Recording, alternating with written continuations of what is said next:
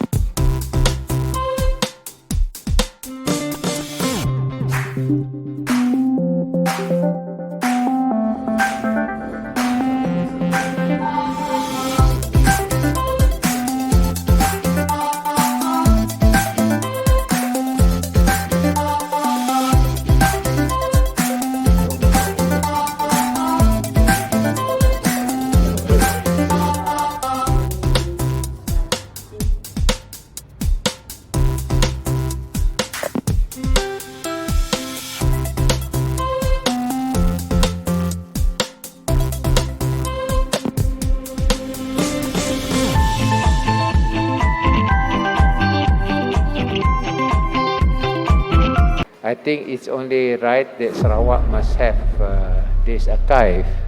Very, very important because we have a long history.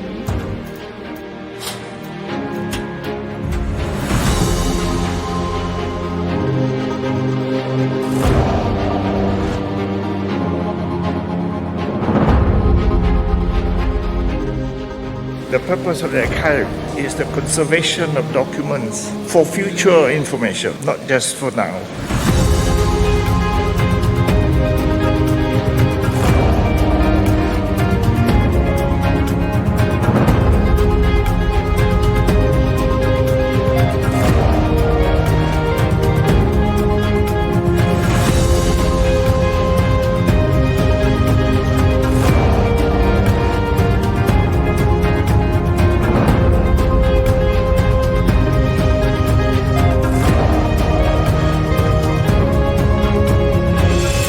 The Right Honourable Chief Minister of Sarawak, accompanied by Chairman of Pustaka Negeri Sarawak, for a virtual tour on stage.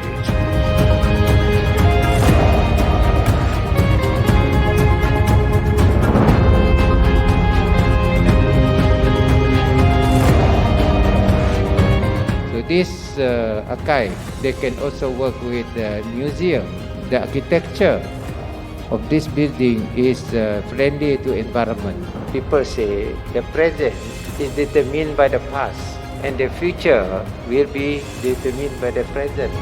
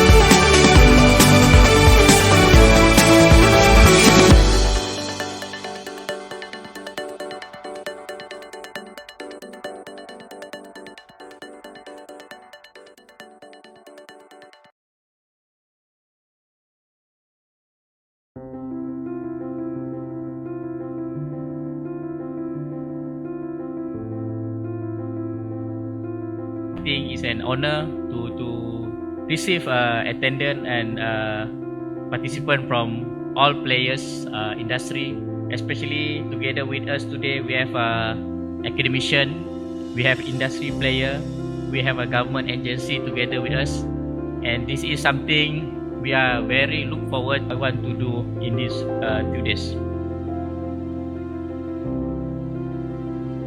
Dari APTT Sarawak, with appreciation and thank you for those who attend our program by physical or virtual.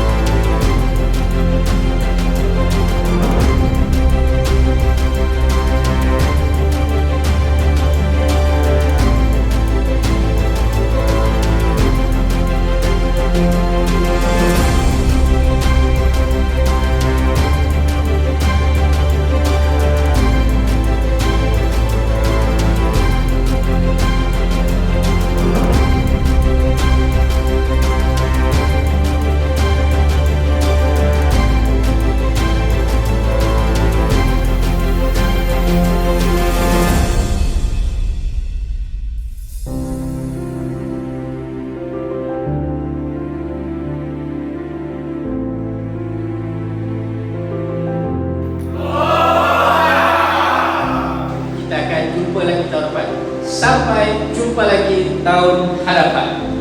Sarawak sayang. Yeah!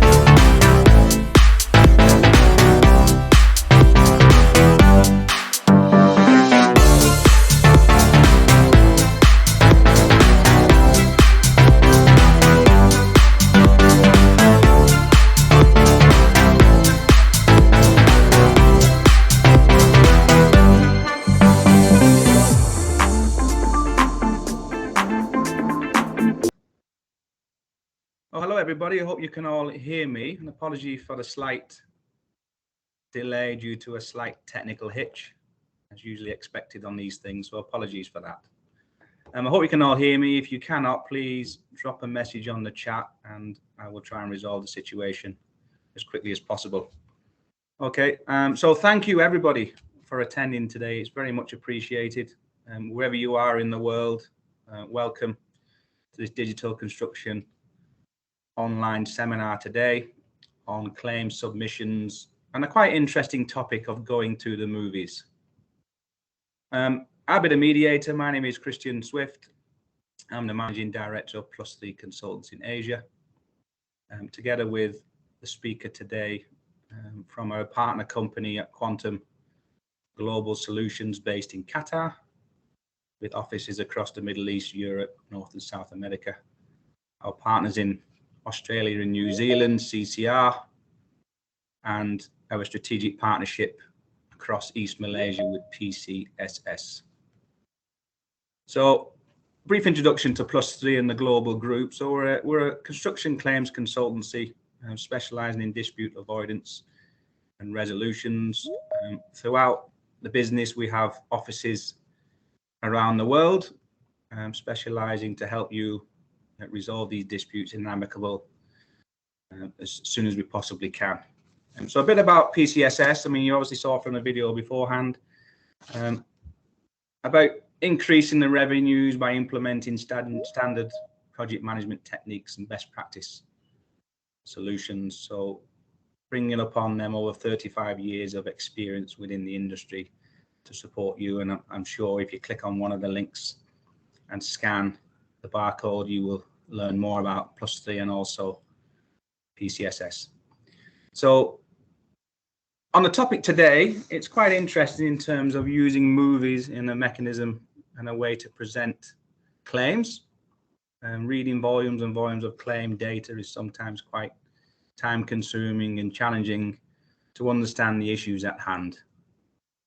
So Sean Vernon, technical manager, is the presenter today and speaker. So Sean is part of the Quantum Global Solutions Group. He's an experienced quantity surveyor, contract and claims manager. He's worked on projects ranging from small local refurbishment projects to multi-million-dollar EPC nuclear power station. So his experience in the wide areas of the construction sector shows some flexibility and adaptability to the needs of a variety of projects. So I know we're a bit behind time, and if Sean's okay to jump in and start the presentation, I will hand the floor over to Sean.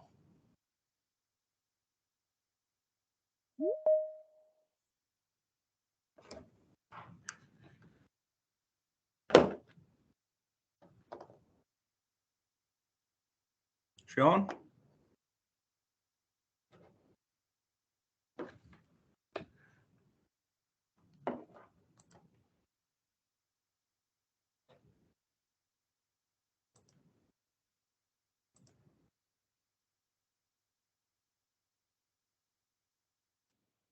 Okay, so Sean, probably you can unmute yourself.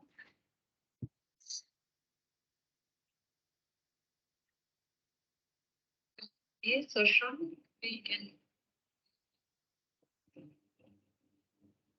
unmute yourself.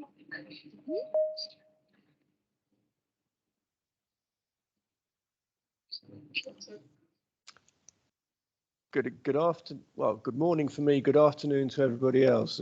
Apologies for that. A slight unmuting issue there.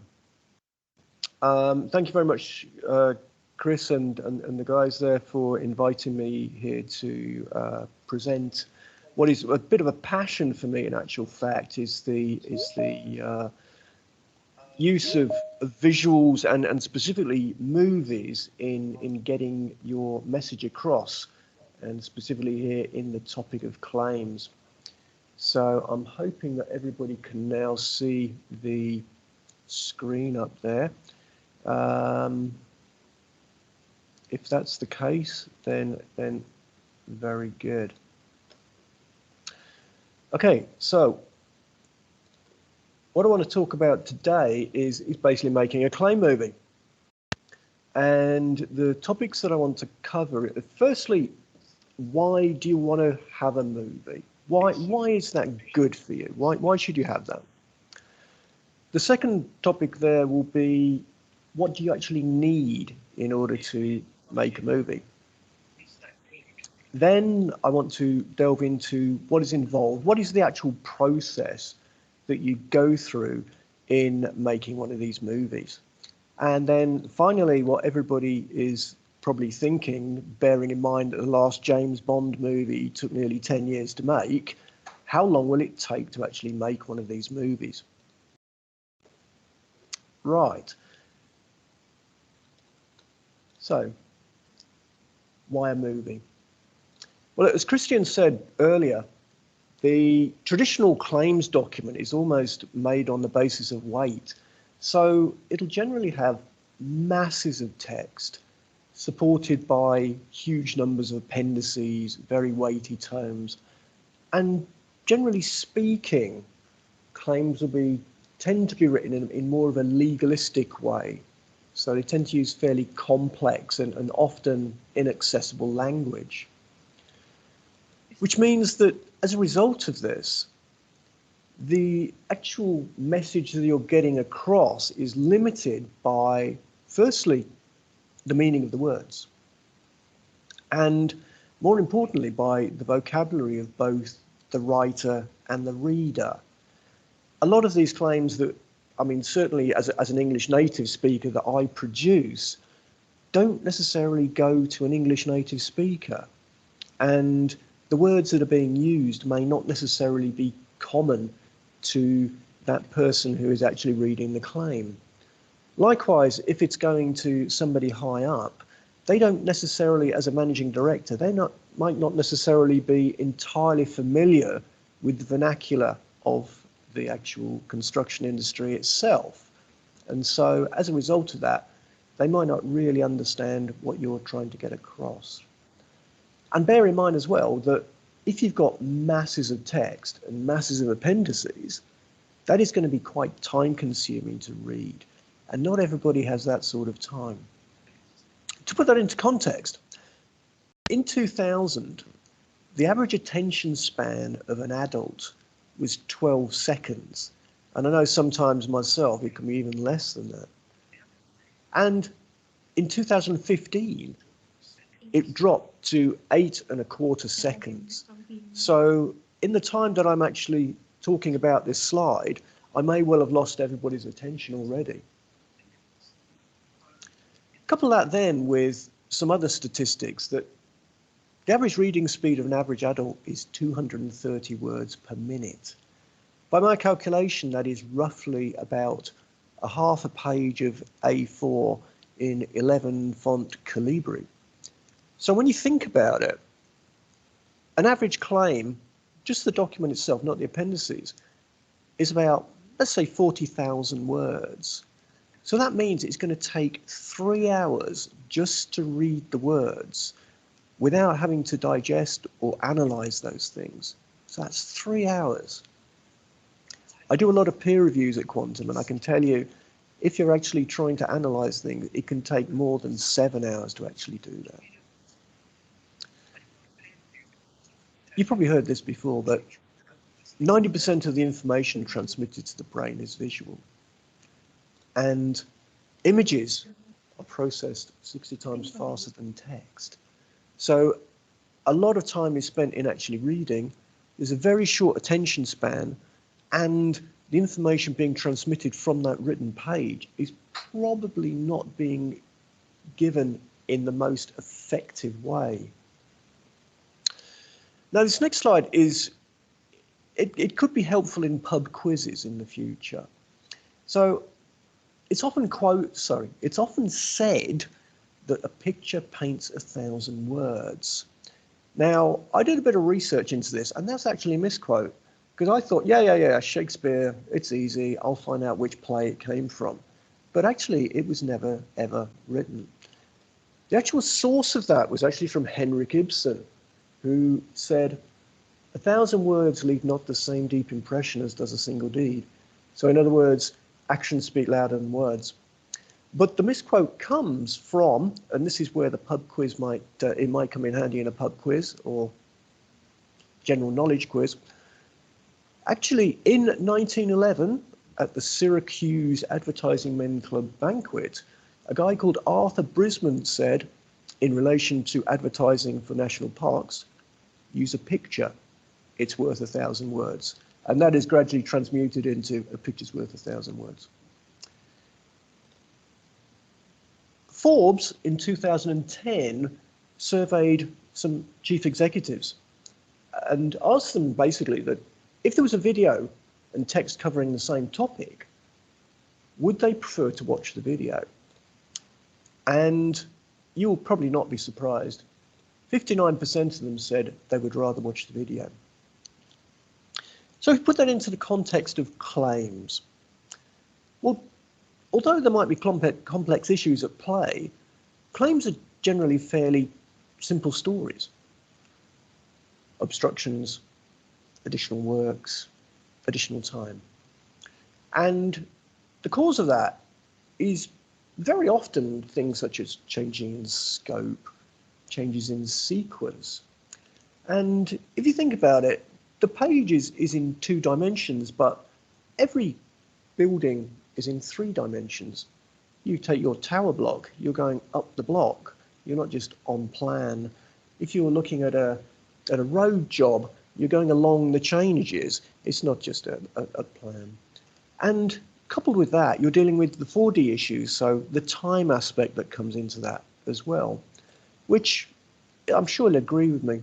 These sort of things are better dealt with in a visual way than in a textual way.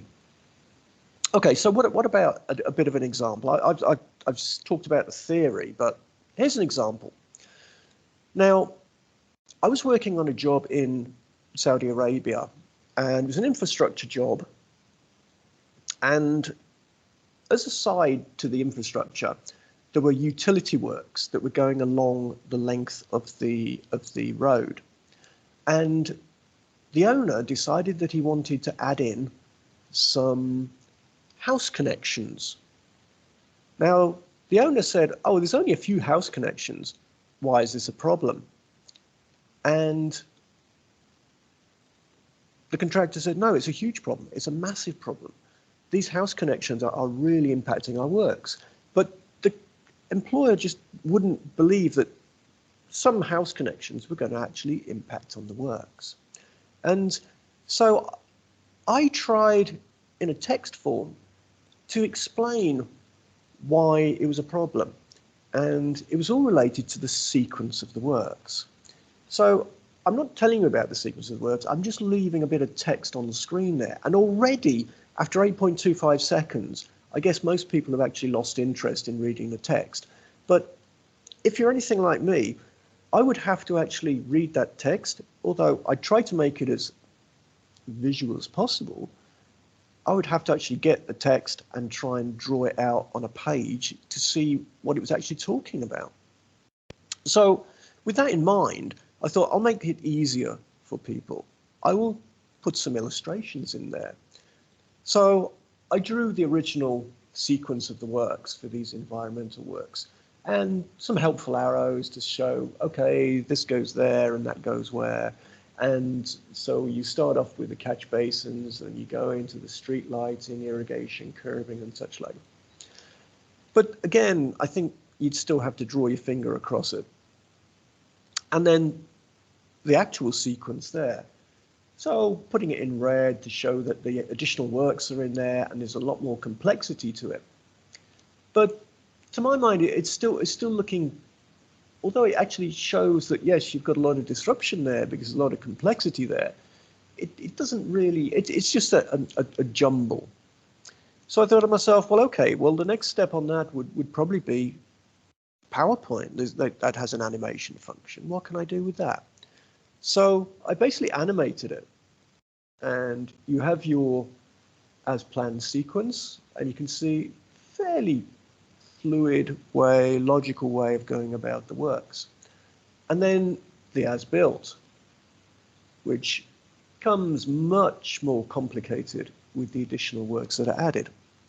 So I thought to myself, well, okay, yeah, that kind of shows it. But again, it's very two-dimensional. It's only in section.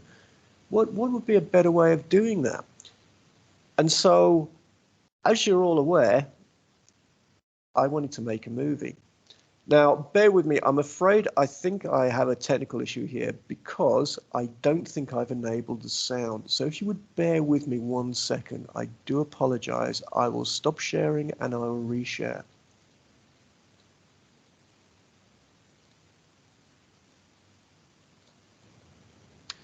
Okay, so the movie.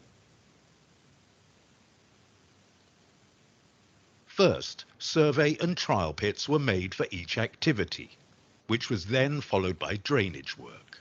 Once completed, street lighting were to be installed before curbing and irrigation network.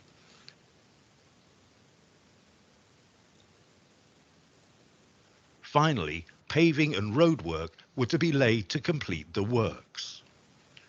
However, these phases took much longer to execute due to the addition of new works, in particular the house connections, increased scope and obstructions to the works.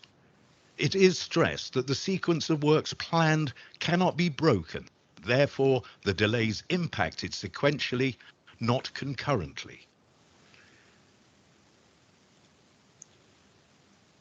Now you can see there's a very powerful message that comes across, because what you're getting there is in the 3 dimensions, you can actually see the impact that those house connections are having if I play it back. Because those house connections were running across all of the Survey services. and trial pits were made for each activity. So you can see that you've got the linear activities that are going down the road as planned. And it's all fairly simple. It's a very linear activity. But then when you start to add in the house connections, you can see there that you have got a lot of disruption coming in as the section is cut at about every 10 to 15 meters. And it was about that time that the client suddenly realized, yeah, okay, I can see now why you have a problem. And this is something that didn't come across until we actually had the visual there. So that was a practical case of the power of the moving. So what other things can we do? Well, I've said already that it's about complex issues, but fairly simple stories. So what you can do with the movie is you can add layers. So in text, the text is just the text. But in the movie, what you can do is you can add on, as we've done here for this road scheme. You can see the road up the top. You can see the area which has an issue. You can zoom into that area. You can talk about the various diversions that were planned for the area. And you have a timeline along the bottom, which shows planned, actual, and delays. So there's multiple layering of these sort of sequences, timings, and locations. Now, I said previously as well about 3D and 4D and changes in scope. I want to show you now another example of a movie that we did in relation to a multi-story building. So if you just want to bear with 1 second, I'll put that on screen now. In the original design, the open formwork shutters for the core walls are lifted by a self-climbing system from the previous floor, which had a 2-day planned duration. The rebar works commences on the second day, which were to be prefabricated on site and then lifted into place, installed and inspected by the engineer over a duration of 3 days. The formwork is closed and inspected between the 5th and 6th day, and the concrete was to be poured on the 6th day. In the revised design, concrete pouring can only take place 12 days beyond the original duration due to the new constructability complications and additional work that has surfaced as a consequence of the design changes. Now we will illustrate how and where the additional 12 days are being consumed due to the revised design. Because of the new tapered walls being built simultaneously with the core walls, the formwork for the tapered walls are required to be lifted by a tower crane before lifting the self-climbing system. Due to the constructability challenges faced with constructing the tapered and core walls simultaneously, opening and lifting the climbing system requires an additional 1 day. The rebar not affected by the additional structural steel commences and is installed in locations free of clashes. In parallel, additional steel structures, introduced in the revised design, have to be lifted into place by the tower crane. The crane has to hold each structure while workers fix sufficient bolts using guidance plates to secure it in place, which takes 10 hours for each steel structure. Once installed, the positioning of the steel structure will be surveyed by the contractor, followed by modifications of the alignment, which takes 30 hours.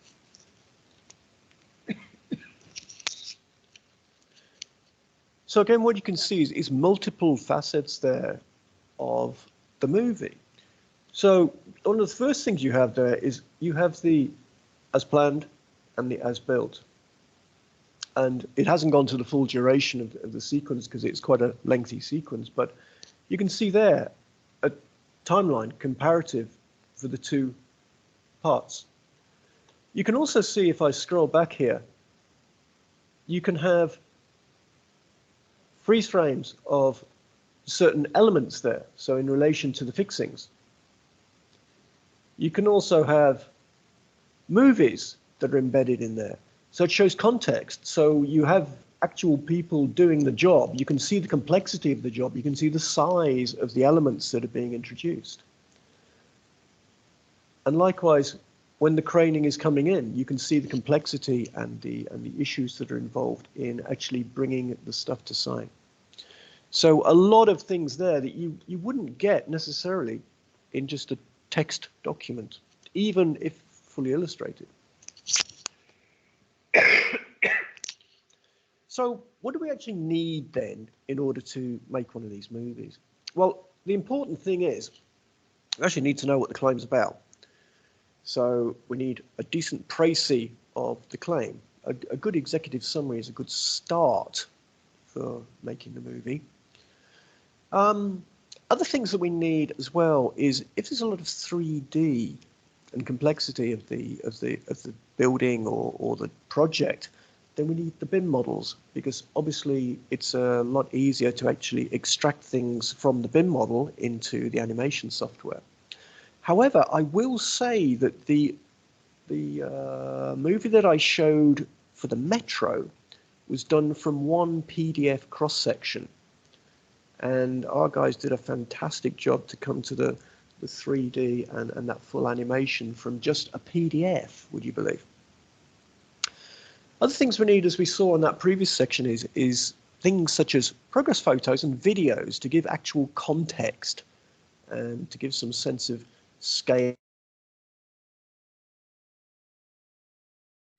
We also need any relevant documents that would need to be shown on screen, things such as engineers' instructions or pertinent letters from the client or from the contractor, and also things such as charts and tables, which can be made very visual indeed. I particularly like the use of charts in these movies.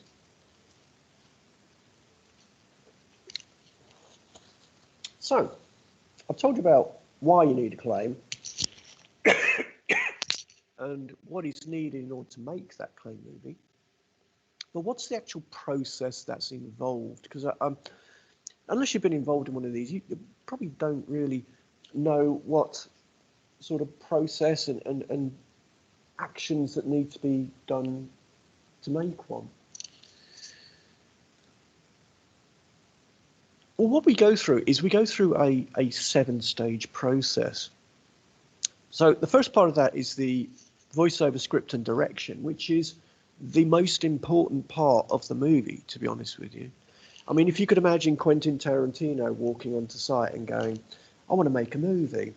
And the guy's saying, well, yeah, but what about? And he says, well, okay, we'll just riff it. We'll just see what happens. It's not going to work. It's going to cost a lot of time. It's going to cost a huge amount of money. So the voiceover script, absolutely essential backbone for the movie. Then we will optimize any of the BIM models that we need to use.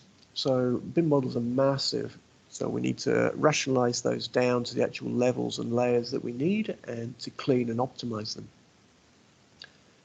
We'll then look at reference material for going into the movie, which will then lead us into the animatic previews.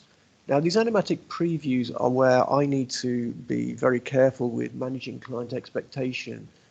And I'll show you what I mean by that when I get to that actual section itself, but bear that in mind. We'll then go into the animations and the technical bits of the graphics and textures, lighting, camera angles and such like, which is then followed by the basically software part of it, which is the rendering to make it all go smoothly together and all be cohesive. And that ends up in the post-production stage. So what I want to look at now is the voiceover script. And one of the important things, or maybe the most important thing of a voiceover script, is the fact that it's not designed to be read as a document. It's designed to be read out loud. And as a result of that, the language and the syntax that's used in there will be different to your average claim. Do excuse me, I'm suffering a bit from a cold, paradoxically, here in Qatar. it will invariably go through a lot of revisions. And the reason for that is because everybody wants to be able to put their input in. And because it's visual, because it's very subjective, then people will require lots of changes to be made in there. And I don't know if there's a lot of lawyers on this particular presentation, but lawyers are particularly bad at script writing or input to scripts. I'll come on to that later. Once the script is signed off, then it can't really change. And the reason for that is because if you can remember some bad dubbing on movies and the voice moves and the words being said don't match the lips movement, then that can be the same if the script has changed but the animatics don't, because the animatics need to be timed to the script, to the voiceover for the script. And of course, once there's a professional voiceover that's been done, then that's going to cost money to change and time as well. So we can't be changing it left, right, and center every few minutes. So what about a script then? Well, here's an example of a script, obviously sanitized, but that is basically a script. It's all done in track changes because there are a lot of changes that will be made, but it is done in a very specific format. And the reason for that is all about the timing. Because very, very roughly, the 16.5 centimeter line of Arial 11 will take about 6 seconds to voice. And the reason we need to know that, obviously, is because what we're targeting in any clay movie is a running time of about 10 minutes. Now, bear in mind that it's an 8.25 second concentration span of the average adult, then 10 minutes is still quite a long time. But we found that's about optimum. Within the script, the language must be visual. So you have to think about how you're going to actually portray something on screen and the language there to assist. And as I said before, it will invariably be revised. So here's a typical voiceover script. I initially got it at roughly about 11 minutes, and that's good because we can cut it down to 10 minutes, or we can leave it at 11. It's not so bad. But unfortunately, some lawyers got involved, and after the first meeting, it went up to 20 minutes. So gradually, by a bit of to and fro between myself and the client, we got it down to about 14 minutes. And it was a good movie, but that's just to show you how up and down the script will be in order to try and get it down to a reasonable running time. So what about an example then? Well, this is an example of a text from a claim. So it's an average paragraph, and I don't think there's anything there that wouldn't be unusual for a claim. So what we've got in there, in this particular case, we're talking about Qatari reals, and we're talking about some fairly heavy costs, and we're talking about various players within there, and it's fairly complex language. So you have to think to yourself, well, okay, I can read that, but how is it to read it out? And there's certain elements in there that are quite complex to actually read out. So for instance, how would you read out this here? So I mean, in my mind, it's 974 million Qatari riyals, but if you were actually reading that as a script, how would you read that, and how long would it take? So that particular paragraph would take about 48 seconds, but I didn't like it. It's too long. It's not written in a good way, a good visual way. So I had to cut it down.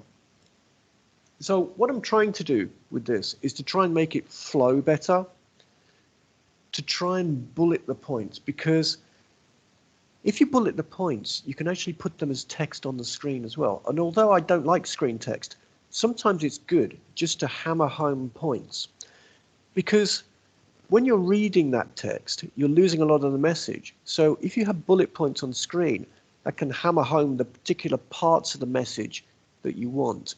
And to a certain extent, people don't even listen to the voiceover. Now, by doing that, I got that down to 42 seconds, which everybody thinks, yeah, 6 seconds, big deal, big deal. But if you just think about it,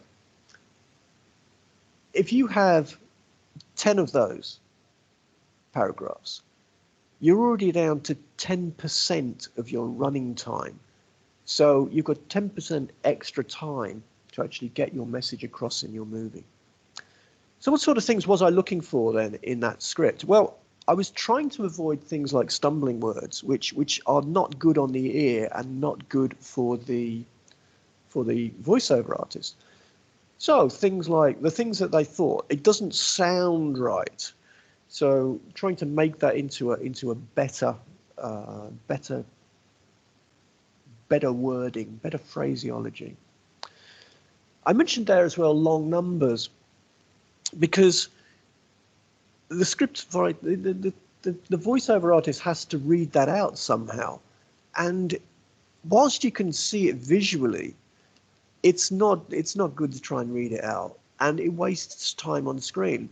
So generally speaking, what I would do with that is I would say around 1.8 million Qatari riyals, or just over 1.8 million Qatari riyals, and have the actual number itself on screen. The other thing I wanted to do as well is to lose complex sentence, and this is where very often I have fights with lawyers, because they like their complex sentences, which is fine, because that's their stock in trade. But in a movie, you want to try and keep things down to the essence. So in this particular case, we have a paragraph there of 5 lines, which, to get the same essence of it, which is about variations and and values and discounts, down to 3 lines. The other thing that is very common, and we all do it in claims and written text, is acronyms, which are useful because it saves you having to write things out several times. But a couple of things about this for a script. Firstly, if there's anything in brackets in a script, the voiceover artist will ignore it. They will not voice it. So that's one thing. So in this case, if you put value engineering, VE in brackets, all you will hear is value engineering. The second thing as well is, does it really make any difference to have the acronyms in there as opposed to the full wording? And in this particular case, no, it doesn't. The thing to do there is just to use value engineering throughout. It's easier, catches the ear easier. It's just better, and you don't save anything by having to write out value engineering, because it's voiced, it's not written. I talked about being written visually, and in that vein, basically what you want is, you've got a certain screen time. You want to make maximum use of that screen time. So the things you want to get across to the audience, you have to have on there for as long as possible. So what I mean by that is things such as dates. If a date is important, you want to get it on screen as soon as possible. So in order to get it on screen as soon as possible, it needs to be said as soon as possible. The same is true for things such as sums of money, and issues being suffered by the contractor.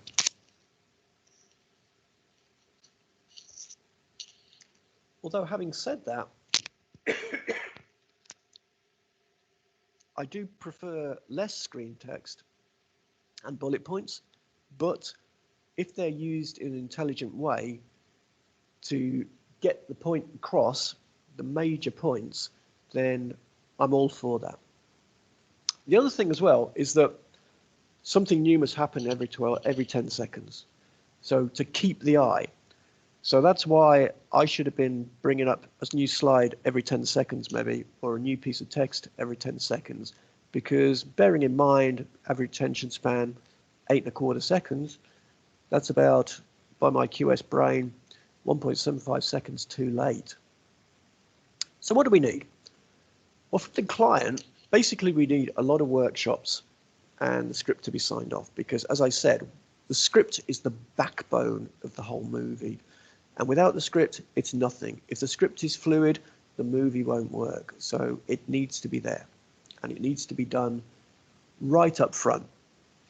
And the workshops can be quite heated at times, and generally speaking, you're looking about 2 to 4 hours for a workshop for these sort of things. Because as I said, you're kicking stuff backwards and forwards.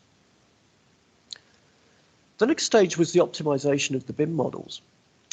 And just a shameless plug here for Bexel, one of our partners who do BIM modeling and scheduling. Now, because the BIM models are very heavy in size, they've got the geometry in there, they've got 3D data, notes and such like. They take a lot of time to clean and optimize. So this is another reason why the script needs to be done so early, so that you only get the parts of the BIM model that you know, that you want, and you don't waste time downloading, cleaning, optimizing the whole BIM model. And the involvement from the client in that is that the BIM or CAD manager will be sitting with us and will be talking through, navigating us through the BIM model as to what best shows what we want to show on the screen. Following on from that, we'll be looking at the reference material. Now, I keep ramming this home. You need to think visually, So the sort of things that we need are the sort of things that will look good on screen and portray the message. So the kind of things we're looking at is, we're looking at the programs. If they're going to be showing timelines and such like, we need to look at those. Love photographs and videos, as we saw in that previous movie. They give context, they show the magnitude. Of course, we need things such as logos, because we need to have the contract tree, who the players are. And tables and charts, so we can animate the tables, we can animate the charts particularly. One of the ones I'm really passionate about is when we look at as planned and as built progress, we can do a lot with the charts there to combine the charts, to show interrelationships, to move the progress curves around, to show the as planned and the as built in the same sort of time frame. There's a lot of things we can do with charts. I think I'm coming up to 10 seconds, so I need to change the slide. Client involvement. What does the client involvement? Well, basically what we do is we give a big menu or shopping list as to what we want, because once the script is there, we'll know the sort of things that will enhance the visuals for that script. Which then brings us on to these animatic previews, and this is going to be the first time that the client is going to be seeing some animation. And this is when I need to be managing the client expectations, because it's all going to be quite rough. The voiceover will not be the slick professional voiceover. The visuals are not going to be the slick, textured, lit, camera angle perfect visuals that you will see before. But there is a good reason for that. And the reason for that is because it will allow us to make changes quickly and before we've gone too far down the road. But just to give you a flavor, this is the animatic preview from that slick movie that you saw first. First, survey and trial pits were made for each activity, which was then followed by drainage work. Once completed, street lighting were to be installed before curbing and irrigation network. Finally, paving and road work were to be laid to complete the works.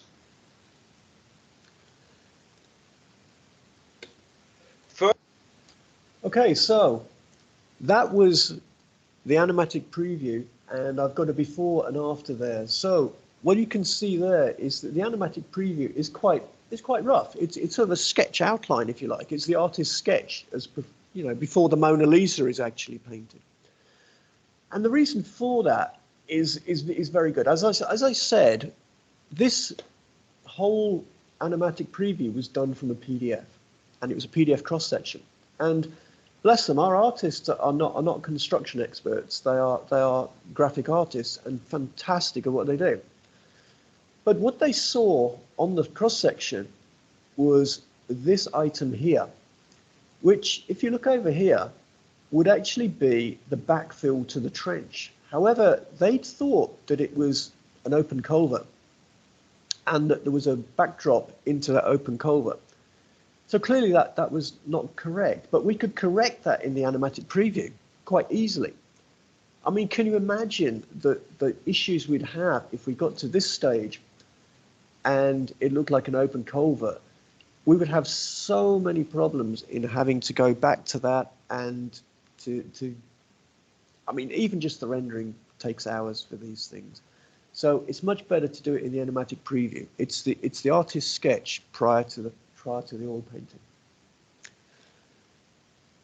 And what we need for that, again, is we need a lot of client involvement. So we need to go through workshops, because we need to be absolutely clear that what we're showing is correct. We need to be sure that the actual logic sequence of the works is correct, the issues are correct, the way that we portrayed them are correct. And so again, we'll spend a long time going through these to try and see that we've got everything that is correct. And then once that has been signed off, we can then start to get into the real life textures being applied. We can set up the lighting rigs with the camera angles. So that's another important milestone. So as I said, we then go on to the graphics, the textures, the interesting stuff. So we have the 3D cameras, so we can pan around the model, so we can see it from underneath, above, left, right, whatever. Whatever a camera in real life can do, we can do that. We then start to put on the things like the objects. So in this particular case, we have the metro at high level there, the +1. We can also put in, to give context and some scale, we can put in equipment. So here we have an excavator and a tipper. And if needed, we can put in some 3D characters. So we can put in some workmen there to give a sense of scale. Certainly in an interior, that is often useful. But I would say that generally speaking, they won't be animated characters, because firstly, they're not necessary and they distract the eye. And secondly, it takes a huge amount of computing power to actually make such a small and complex character move. The other things we'll be putting in there as well, like I said, will be the relevant documents. So for instance, what we have there is we have some relevant site instructions. We've seen before, we've got the site photographs, site videos and things. We have the charts which we can put in, and we can make some movements and some graphics in the charts. And there's a bit of P6 program there, although personally speaking, I don't think that particular program would add anything other to the fact that there's a lot of activities and they're very, very short duration. And then we come on to the purely software part, which is the rendering. So basically, to come to what we see there on the screen, the movie needs to be rendered in the, well, basically in the software. And that can take up to maybe a day or so to actually do that. And that is something that can't be accelerated. We then, following the rendering, come on to the post-production. So that is when we'll replace the dummy voiceover with the professional voiceover. And of course, then what we need to do is we need to time the movie to that professional voiceover, because two people saying the same script will never say it in the same duration. We also need to make sure that the colors are looking good and they're consistent between throughout the movie. And then for those who are technically minded, then that is the format and the frame rate of the movies that we produce. But the important thing that we all are interested in is that they will be in MP4 format, and that's compatible with Windows and Apple. And as we've seen in this presentation, they can also be embedded into presentation software, such as PowerPoint in my particular case, Keynote or Prezi. So that's quite useful. And a lot of our clients have used very, very short, shall we call them mini movies or mini animations of maybe about a minute that they put into a presentation for a claim, just to show a particular issue or a particular part of their claim that they feel needs particular explanation or is better done in a visual way. So how long does it take? Well, it definitely does not take as long as the last James Bond movie, I can tell you that. The voiceover script generally, to get it agreed and signed off, will take about 2 weeks. And then the rest of it will take around about 5 weeks. So it's around about a 7-week process for start to finish. And that is basically the presentation. Now, what I do have here is a 3D interactive presentation as well. However, I'm well aware that I'm actually running over time here and it doesn't play well. But if anybody is interested in that, then I can do a further presentation on that. But basically, it uses the Unreal Engine game software to navigate the viewer through a particular environment, and it can go into various levels. It can have movies embedded in it, and those movies can be played as and when the viewer navigates that particular area of the screen. So Chris very kindly spoke before about what Quantum does. So those are the variety of services that we offer. So everything from contract support through to media, which is my particular speciality. Where are we? Well, we're absolutely everywhere, as you can see on the globe. And it remains for me then just to say thank you very much for bearing with me to the end of the presentation. Hopefully something interesting happened every 10 seconds. And I'm more than willing to take questions from the audience.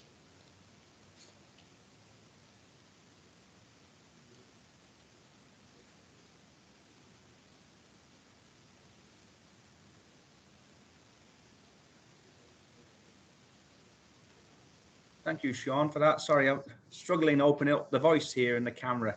But anyway, yeah, very interesting, Sean. I hope all the participants found it of interest. And what is good for you is the number of participants actually increased during your presentation rather than reduced. So obviously, your 8.5 second rule didn't work on this occasion. So very good. I guess that's the power of word of mouth, maybe. There we go. Well, it only emphasizes your presentation. So yeah, questions, please. I believe you can type your questions into the chat box, and I can read those out to Sean, or Sean can access and respond to those. So if anybody does have any questions, please drop those into the chat box. We're ahead of time, which is good. So lots of opportunity to get your questions out there.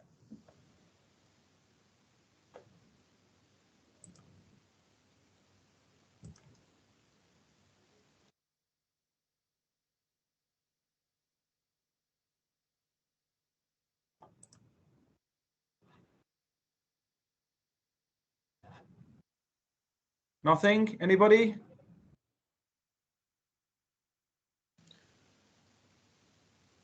I'll raise the first question then, Sean. So you probably mentioned throughout the slide, but a video movie, how long would you anticipate? Not how long it takes, but what kind of length of movie would be optimal? Was it 10 minutes you said, or 8 minutes? I think the thing is, the optimum we found is around about 10 minutes. But that's not to say that a good story that takes 17 minutes would not be a good movie.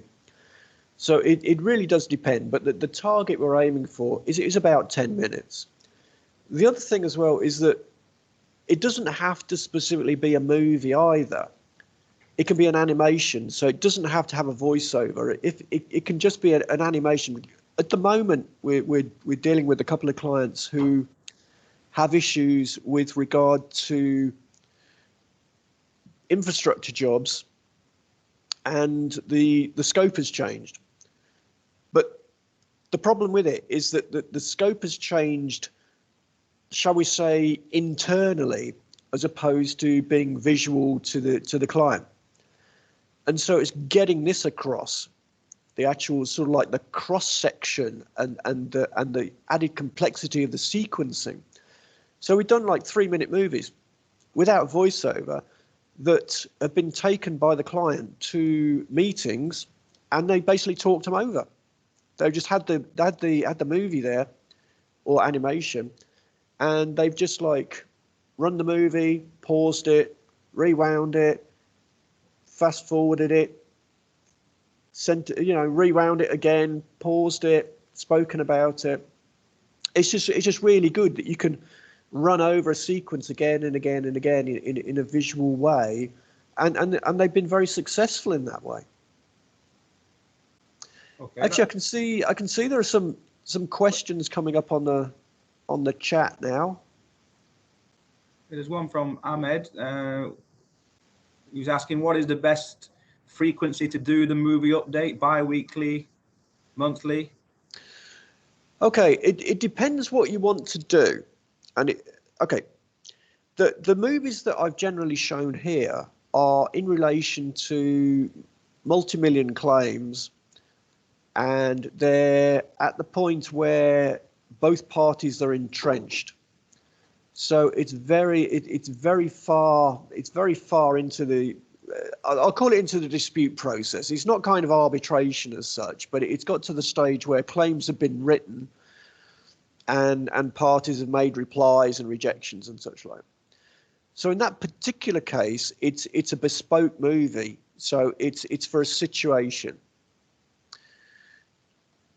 What could be done, and generally speaking, it's not done, but will be a good idea, is that if you have an issue on site that you feel would be beneficial to the movie media, then it's like I said, you could have maybe a 1 minute, 2 minute, 3 minute movie that would just stop any particular it would stop confusion. It would give clarity to what the argumentation or what the problem is, and might even stop this write your claim, reject the claim, write it again, further rejection, blah blah blah, backwards and forwards. If at first knockings where the problem starts, you've got a short movie, you've got a short animation which explains the problem. So again, it would be bespoke, I think, but it's something to bear in mind. It's not a thing that contractors actually do, but I think that's probably because they're not thinking in such a visual way, or thinking it was an insurance policy. But a potential claim could be nipped in the bud fairly early by the use of a visual, maybe. Okay. So Subhash, if that's correct pronunciation, how the public's impression on digital future? Any thoughts, Sean? Interesting question. Yeah. I do this presentation a lot around certainly in the MENA area, and the interest is definitely there. I think it's because people are moving away very much from the sort of written word, and whilst in terms of arbitration or litigation, the written word will always be there because it has to be, because the whole process is set up for masses of documentation and legal representation and the like. I think that the movies also can help in that situation. We have had legal counsel that's actually come to us and asked for a movie to help with their opening arguments. And so it was, again, it was without a voiceover. It was basically within the opening arguments, he'd get to a certain stage and go, and I can show you this particular example here. Press the movie. It would explain what happened, and the tribunal could go, okay, stop there, go back a couple of frames. Yeah. Oh, what about this? What about that? It's very easy. It's very digestible. It was supplementing as opposed to substituting. But it's a good weapon to have in your armory because it helps the explanation. Now, I then come back to this point that I was making previously about earlier on in the process, before the dispute has even arisen, before the claim has even arisen, maybe, just at the point of notice. That was something that was raised at, I just had a presentation in Riyadh over the weekend, and that was something that was raised actually by a contractor developer. And my thought there is, yes, if more people will get on board with this, then these sort of small animations could be used at maybe progress meetings to say, we had these issues. What's the issue? Yes, it's this. And just put it in a more visual way, as opposed to getting really kind of techie, shall we say, and having to bring the drawings out and saying, well, the engineer can talk to you, hear your engineer about that, and blah, blah, blah. It just makes it more visible. Okay, well, another question, of course, on everybody's mind is cost. So Mas Zamani is asking, placing the effectiveness aside, would a movie cost more than a regular paper claim submission? No, but like I said, the movie is a supplement to. It doesn't substitute. You still need to have your claim submission. However, if you were to get on earlier in the process, then the movie might actually prevent the need for a claim submission as well. The large movies that you're looking at there, when there's large sums of money on large projects, you're looking at about $50,000 for a 10 to 15 minute movie. But you have to put that into the context of the fact that these are for projects that are deeply entrenched, and we're talking millions of dollars that are at stake there. But of course, the smaller the movie, the less the voiceover, the shorter the movie, the less expensive it will be. I mean, we've done some very, very short movies here for just about $7,000. Okay.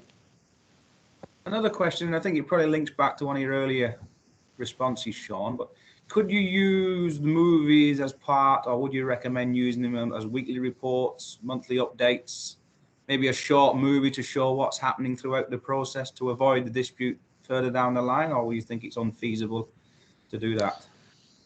I think the issue is whether people have got the time and the money to invest in that, really. And I definitely think that from the point of view of progress reporting, I know a lot of infrastructure projects actually have drone footage. And I think that's useful. It's not something we actually do at the minute, but we're looking into. But the drone footage is definitely useful because it'll give you a time lapse over time. So you'll be able to see the project as it goes. And certainly for linear projects, that's very, very useful. I think from the point of view of, and I was saying this earlier, from the point of view of notices and such like, and problems on site, I think if they're better shown in a visual way, then short movies would definitely be the way forward on those. Just like little snippets, maybe about a minute, couple of minutes or something like that. And if they were actually shown at the progress meeting, I think that'd be good as well, because it gets straight to the point. Whereas, if you're just talking around, I don't know, let's say there's an obstruction. And it's like, okay, yeah, obstruction, and people don't know where it is, they don't know what it is, they don't have the time to discuss it, but yeah, it could be a problem. Whereas if you actually have a short animation that would actually show that where it is and the impact on the program and such like, then that would be useful, definitely. But I think it's being aware of that, being allowed to bring it up in the progress meeting as well, and having the time to do the short movie. But having said that, if there is a short movie, it can be turned around within about a week, if it's about a minute or so, and not much 3D. Okay, T.S. Wong's raised a question on documentation to grow into a proper claim, and how does that fit with a claim movie? Right, I've had this question before, and it was a doubt I had in my mind very, very early on, which was, we all know that Hollywood can do anything, and we know how it is. An elephant can fly and all this sort of thing, and the Americans have won every conflict they've ever been in. What we have to be very, very careful of as making claim movies is our credibility, and what we have to be absolutely sure of is that what we're showing is correct. So the BIM model is the basis, or the CAD drawings, or whatever documents you have available there. So we need those, because we can't just make something up. It has to be factual. With regard to the facts, then that will have to come from any claim document that has been written in that regard. And regard to any documentation, evidence documentation, then again, that would, if that's pertinent to the movie, then we need a copy of that to put into the movie to show if that was pertinent. But what you'll notice as well in these movies, very often they don't delve onto entitlement and contractual matters. And the reason for that is it's just about explaining the situation in a graphic way, because the claim is there to show where the contractual entitlement is. The claim is there to prove every date. This is there to elaborate, to clarify, to put in a graphic way that claim, to explain it. But the actual fine detail is within the claim. For instance, at arbitration, the tribunal will be looking at something and yeah, understand that, right, yes, okay. But then to get to the fine detail, they still need that documentation to go through to say, yeah, okay, well, in accordance with the contract, you're not due this, la, la, la, la, la. And yes, we notice here that you had delays on this and that and the other, and there's no correspondence on this. But the grounding, the argumentation for the problems suffered and why there were problems is within the movie. Okay, good answer. Another question come through on Facebook. Obviously, you can see the validity through the simulation of demonstrating the claim, but asking, is there any guidelines or requirements which can be specified in the contract for a claim to be done using movies? Well, as I say, it's not specifically a, shall we say, it's not specifically a movie that is a claim, because obviously with any claim you need backup and such like. What it is, it's a supplement to the claim documentation. So the claim documentation, and it basically, the target audience for this are the decision makers. And decision makers are never going to look into the fine detail. But what they will do is they will allow others to look into the fine detail. So very often, for instance, with that first movie that I showed you, the engineer was telling the client that there was no issue with the house connections. It's not a problem, it's just a few house connections. So obviously the client believes his engineer. And so go along the line, well, I'm told that these house connections aren't a problem. But when they see the movie, they can't go against the evidence of their own eyes. That, oh yeah, wow, yeah, I can see why this is a problem. Engineer, please go back and re-look at this.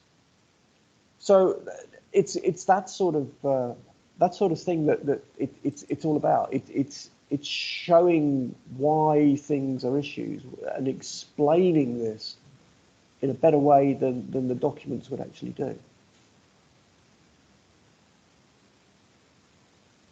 Okay. I think that's the end of the questions online. I've just got one question for you, Sean, in terms of its use in tribunals. Are we seeing it being used? Is it more common, less common? What's your thoughts? Well, as I said earlier, we actually had counsel at arbitration using. In actual fact, what it was, we put together it was like a PowerPoint, which was interactive. So we had various movies you could choose from within this sort of menu board. And during their opening arguments, they would say they basically verbalize what was going on, and then they say, and I'd like to refer to this particular section of whatever it was, and the problems associated with that, and then they play the movie, and then they can go backwards and forwards. So the interesting thing about that was that we were actually approached by that counsel for that use. And the great thing about it was that because it was for their use, and because it was like, you know, crafting a PowerPoint for somebody, they were very invested in it. And so they knew what they wanted to do. They knew how they wanted things to look. They knew what the running order was. And basically they wanted our expertise to assist them in getting to that, which meant that there was total buy-in from the client, and it went really smoothly. So I don't actually think that answers your question, does it, Chris? But yes, it has been used at least once, and used very successfully by the counsel in their opening arguments.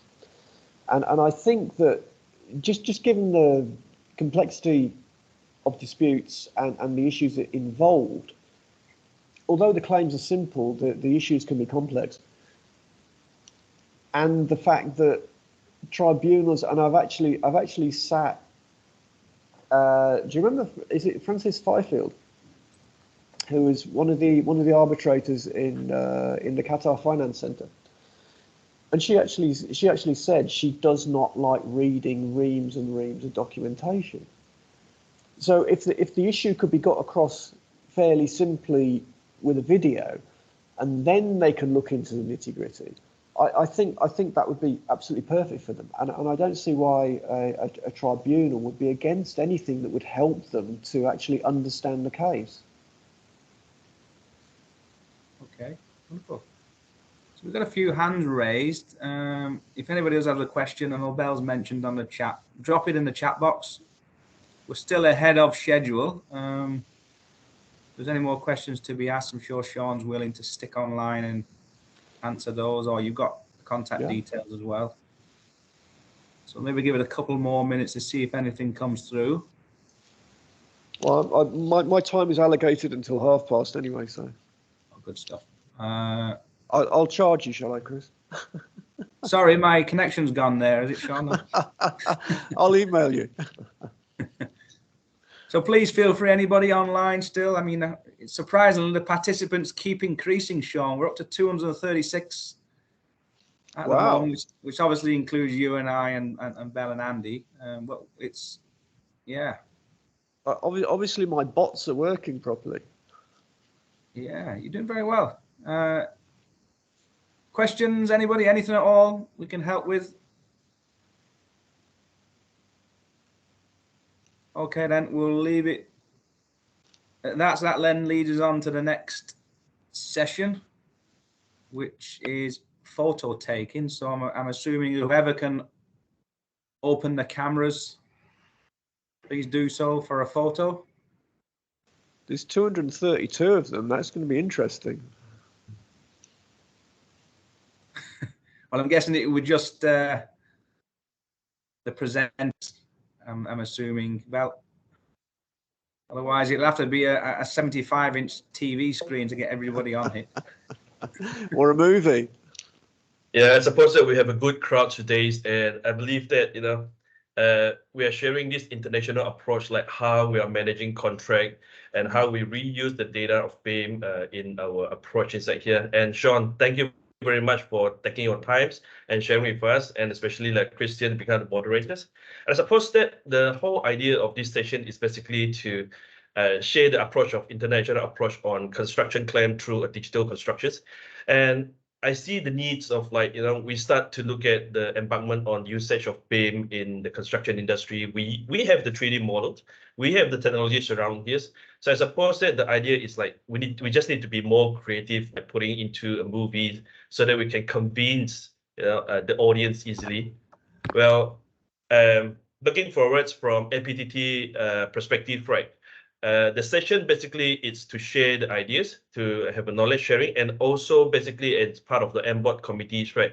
We would like to see more engineered, especially there's a lot of TS within the group itself. We would like to see you guys to have a continuous, creativities and embark on digital constructions, try new technologies, try new approach, and please look at, be more open to technologies adoptions. The worlds are moving very fast, and I suppose that there's a need for us to keep on adopt to the new technologies that arise around us here. Right? I'll probably hand the floor back to Christian again right now. Okay, thank you, Andy. So I'm assuming Belle's going to take a photo. You're frozen, Andy. So I don't know if you want to take a photo with this screen, or if you want to have the first slide of Sean's presentation on the photo as well, perhaps. Or if not, I believe, Sean, that Andy would like to present you with a certificate of appreciation for your attendance and participation today. So thank you, Andy, and thanks, Sean. Thank you. Thank you for your time all the way, Qatar, and we hope that in the futures that we have more sessions and more sharing sessions with +3 and also with Content Globals.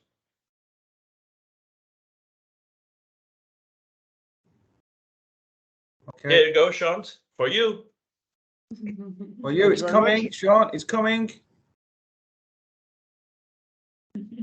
So thank you very much, Sean. Very well presented, and I hope everybody enjoyed. It was a wonderful presentation, and I think the future is moving fast. I think we need to get together, and as Andy said, together we can work more closely to kind of showcase this globally. Thank you, Sean. Thank you. More than welcome, Chris. Andy, thank you. Yeah. Okay, well, we're ahead of schedule. That's fantastic, considering the technical hiccup at the beginning. So we can end the session here. Thank you very much, everybody. All right, thank you. Bye-bye. Bye-bye.